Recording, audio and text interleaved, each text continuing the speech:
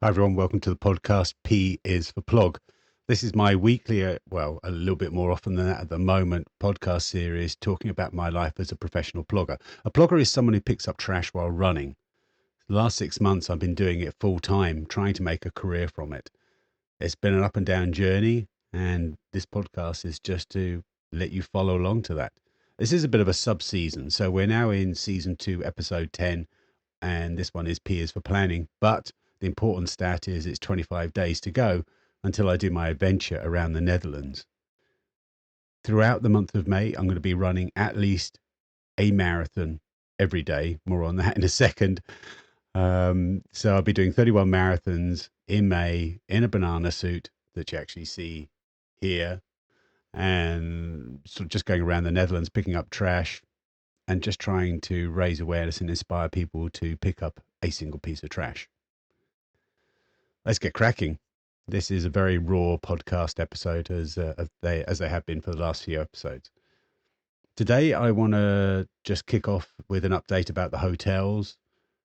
I know I'm talking about this every podcast at the moment, but that's just because that's where my focus is just sort of trying to get every one of those hotels filled up. Officially, I'm on 7 days to fill up, so I still need 7 hotels to fill up.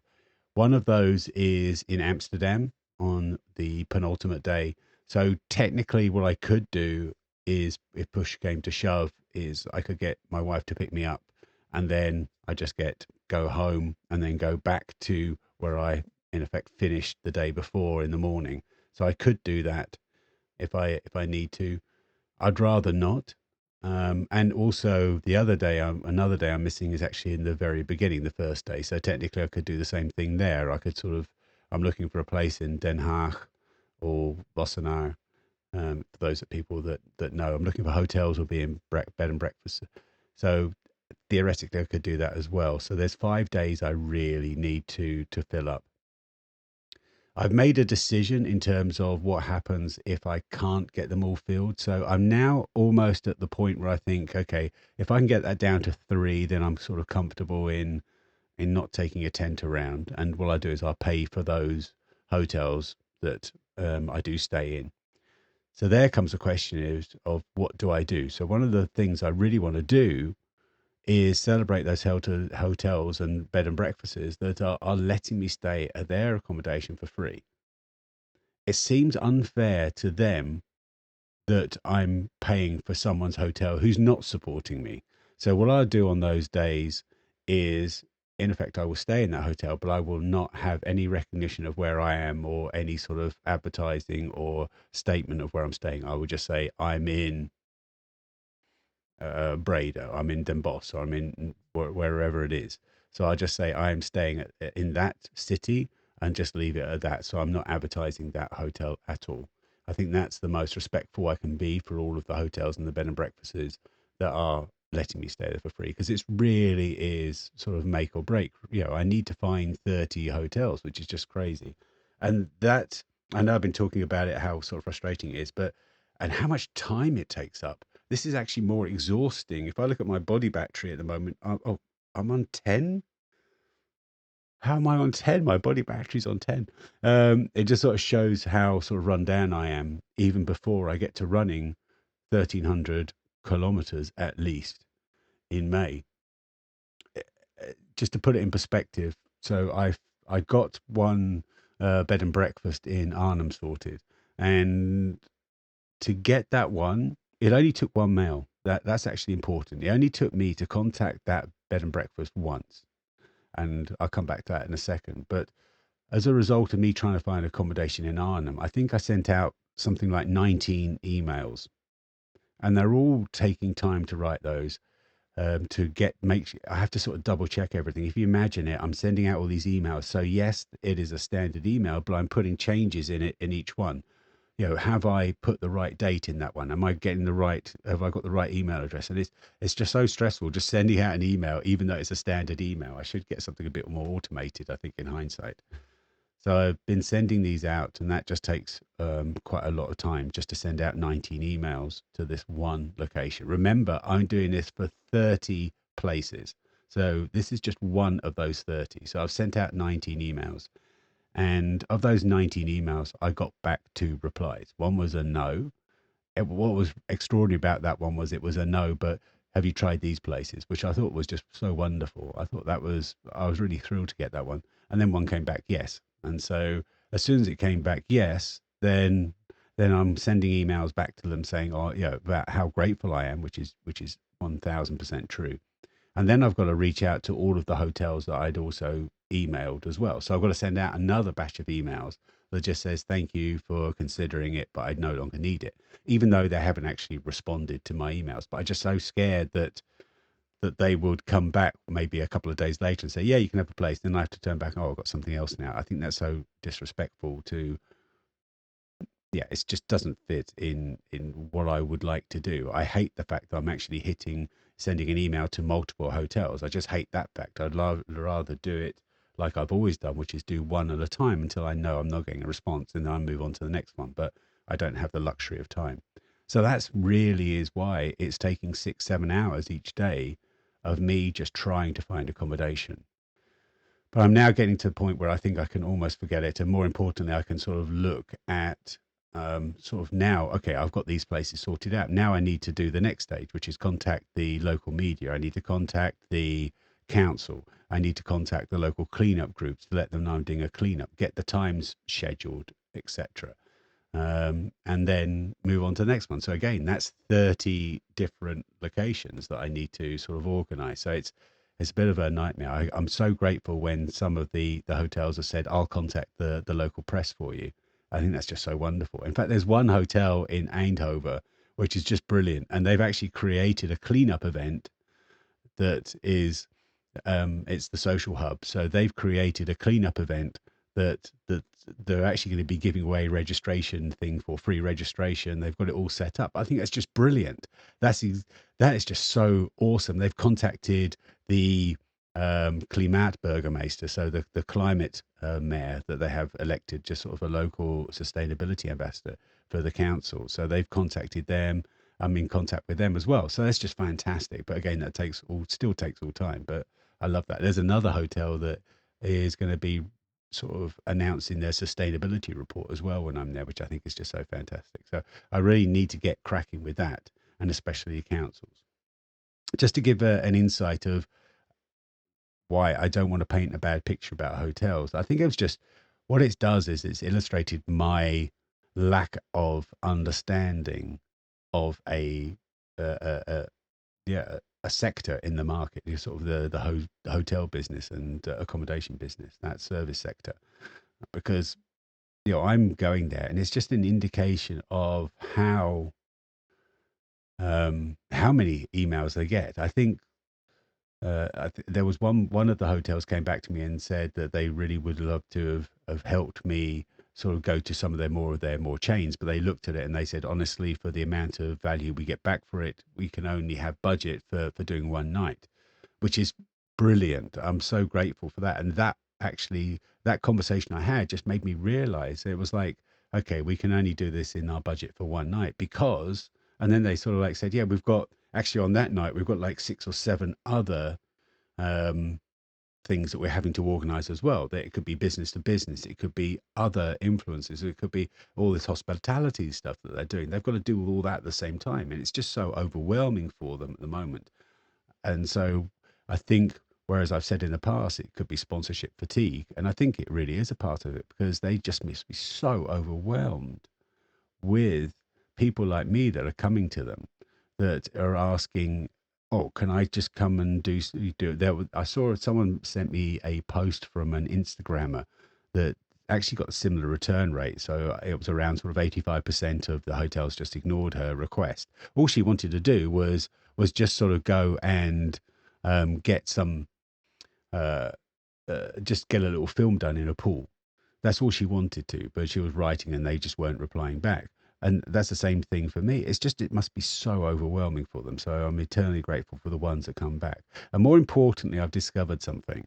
Sending out follow-up emails has zero worth.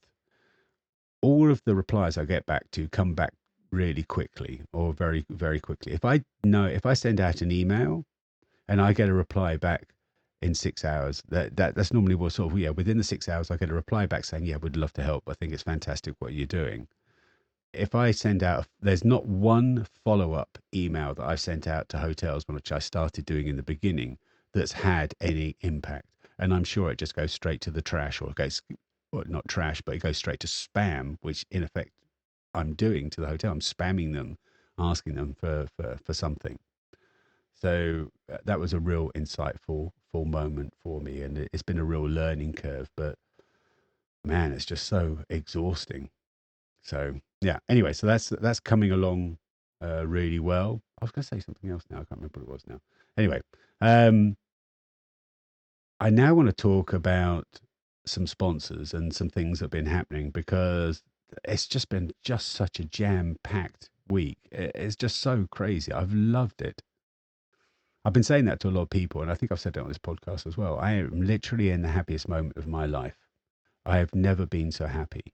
It feels like everything I'm doing is serving a purpose. It's achieving sort of something that is true to my heart, dear to my heart, and whether it's my passion for running, or whether it's my passion for sort of trying to offset all the bad I've done in my life. I'm not sure. Or just try and be good. I think offset the bad what I've done in my life is probably the best one. Really do suck at most of my life. So some of the things I've done this week is amazing. I think the highlight for me, and I mean, I'm just going to say, just go out and check out my Instagram account, and you'll sort of see that I've got a new banana suit that's been made by sort of Patagonia there, which is just incredible.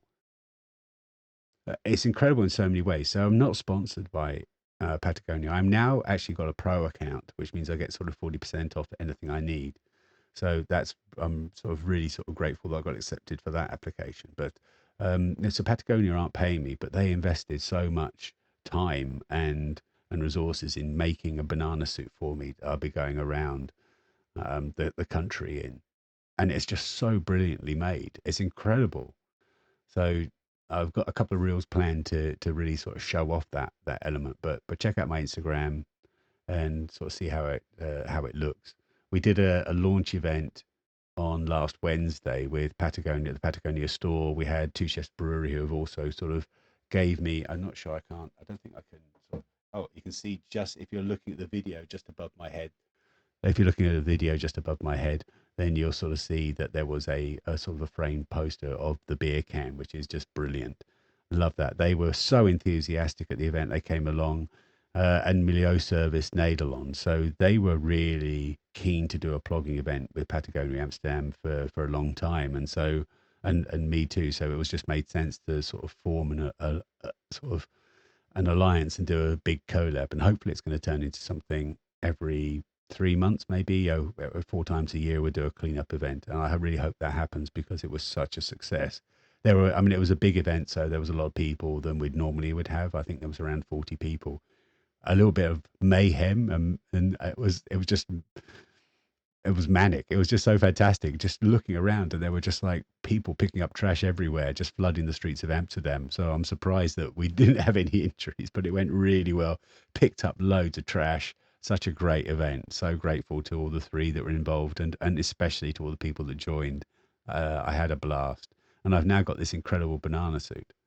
So that was something. And another thing I want to talk about is actually, when was it? Friday.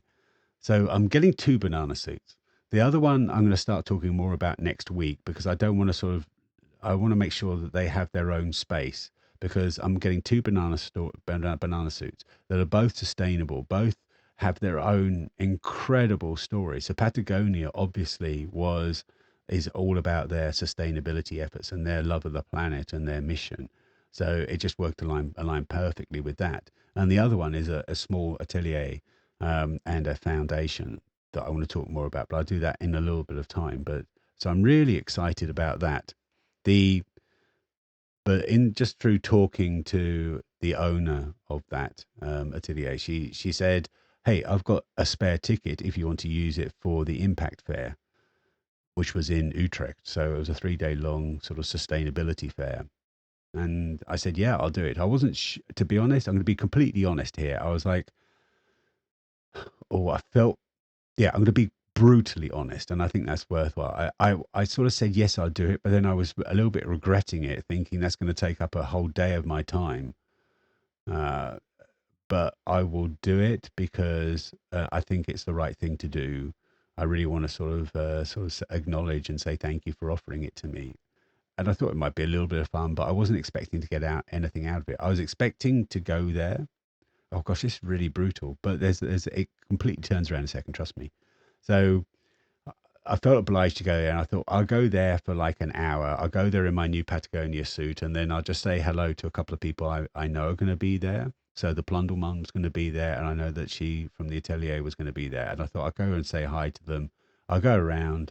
I'll make a little video, and then I'll leave. And that was it. And I thought, okay, there's some benefit out of there. I get to see her as well, which was really important.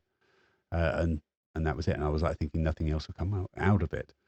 I showed up, and I have to say, this impact fair in Utrecht is amazing. The vibe, the energy that was there was incredible. It was almost like a festival. I spoke to the organizer. I got introduced to the organizer, which was just blew my mind. And just chatting to him, and he was like saying, "Yeah, we didn't want to have it too crazy, but we wanted to have a really good positive vibe." And he nailed it. Nailed it. It was just so wonderful to go there, and the whole experience was just mind blowing. I wasn't expecting that at all.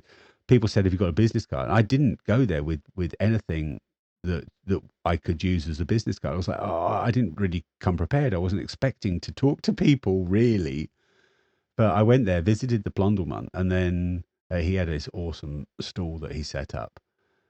So I was visiting him, and then I saw that. Then someone else came up, and they started talking to him. They started talking to me, and then someone saw me and started talking to me, and it was like, okay, I haven't gone anywhere, and I've already been talking to sort of 5 or 6 people for like an hour, and then I moved a little bit further, and I went to this atelier. I'm avoiding using her name because I want to keep it a surprise. I went to her, and she was incredible. She was as enthusiastic to see me as I was enthusiastic to see her. And then suddenly she was connecting me with people. People were coming up to me, and I was like, it was just so crazy overwhelming. It was just so wonderful to to to to experience. I just loved it.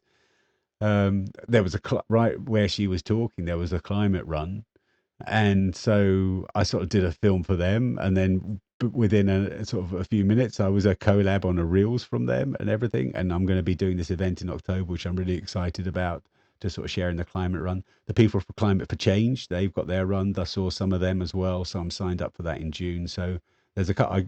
I left it, and I've got 2 events I've got arranged. I did a low collab, did some really great networking with a fantastic um, set of people that are hopefully going to sort of help me getting into the sort of the public speaking space and things, and also connect me with other people, and then we sort of get working in return of each other. There and a few other people. I just had an absolute blast. I really was not expecting that. I went there thinking, okay, I'll just do this for like an hour, and then sort of like 5 hours later, I was like thinking, I really have to go now because I've got these other things to do. It was a really long day, but such a rewarding one. So yeah, next year is finished now, but definitely check out the Impact Fair in Utrecht. It was fantastic. Oh, and there was one awesome thing. So if you're looking on the video, you'll sort of see I've got a load of really colourful socks here. So really awesome socks. And one of the things that the atelier woman, oh gosh, it's really hard to not say her name, that she introduced me to. She said, "You got to check out this guy that makes these socks." So it's a brand that's called Let's Do Goods, and it's a fantastic story. So what they do is they're like saying one of the things that doesn't get recycled, doesn't get sort of put into the recycling are socks. They just get worn out and then thrown away, rather than getting sort of repurposed and things. So what his mission is to sort of get socks made in a sustainable way. Okay, that's fair enough, and everything along those lines. But what it does is every pair of socks you buy from him, I'll put a link below. Every pair of socks that you buy from that company, they will then gift a nice warm sock to a homeless person, which I think is fantastic. And what was really awesome is each of these colourful designs are actually done by a homeless artist. So, for instance, this pair here, how do I do this? There you go. So this pair here, if you look at the videos, these socks are designed for you by Dennis. Check out his story. So there's a link there to Dennis's story. There's a, if I look at these other colourful ones, these are fantastic. I've actually got a pair on at the moment. So look at these are done by Omar. There's a little photo of him, there's a little cartoon of him. So brilliant story. And so it just resonated so much. I said, "Have you got a pair of socks for me?" And they actually sort of gifted me quite a few pairs of socks. And so all I do is I'll take a couple with me on the run and I'll actually use them. I know they're not running socks, and I've got this other company called Mile Crusher that have gifted me some incredible running socks that I absolutely love. I'll be using those. So what I want to do is for a few days I want to be using their socks if I can. I think that should be fine. I'm not saying it's what people should do. It's really old school 1980s. Just go out in your regular socks for a run. Uh, but I think I really want to sort of celebrate those. So I'm actually going to do something a little bit crazy. I'll sort of do this with Mile Crusher as well. I saw Mile Crusher again. I'll link to them below. They've got these really awesome socks. They've got this orange sort of Dutch pair of socks and a nice blue one. And I saw on one of his posts that he actually sort of did a race using one color, one on each foot. And I'll do the same thing with these colorful ones as well. I really want my socks to be colorful because people will be able to see those. So that was such a great connection. What a great organization. So and that's kind of what I want to do on this adventure. Oh, I'm really talking a long time, aren't I? You can see I'm just getting so buzzy, even though we've got 25 days to go. One of the things I really want to do on this adventure is just celebrate companies, do collabs with companies. So another one is, for instance, Doppler sponsoring me a little bit for this event. So I'm going to be going around with one of their water bottles. And one of the things I can do is is not just promote them, but promote their mission. So I'll be refilling up the water bottle that I've got in all of the different water tap locations. So there's a map that you can have a look at. And if you just search for water tap on Google Maps, then you'll be able to find where the closest place that you can fill up your water bottle with. So I'll be doing things like that. But I really want to sort of celebrate these brands as much as I can. And yeah, same is true with, you can sort of see, oh, you can't really see here, but I've actually got Fusion gear on. So I've got my t-shirt, and so my clothing underneath the banana suit is all gifted to me by Fusion, and I love their products to the point where they gifted me, they said you can have 4 items.